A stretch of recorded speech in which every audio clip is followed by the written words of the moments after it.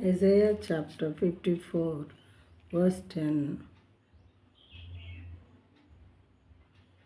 For the mountains may depart and the hills be removed, but my steadfast love shall not depart from you.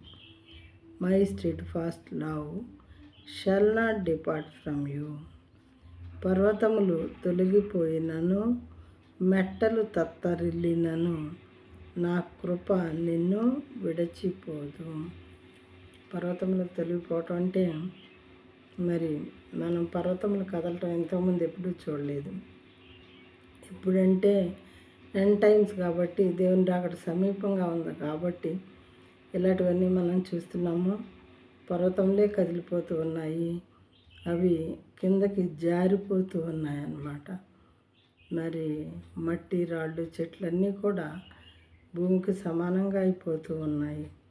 పర్వతములు తొలిగిపోయిన మెట్టలు తత్తరిల్లినా కానీ నా కృప అయితే నిన్ను విడిచిపోదు అని దేవుడు చెప్పుచున్నారు.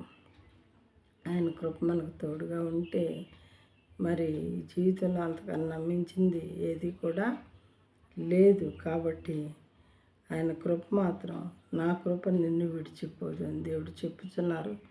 అయితే ఈ మాటలు మనం విశ్వసించాలి ప్రియమైన వారులారా. వాటి మీద మనం విశ్వాసం ఉంచితేనే మనకు కార్యం జరుగుతుంది.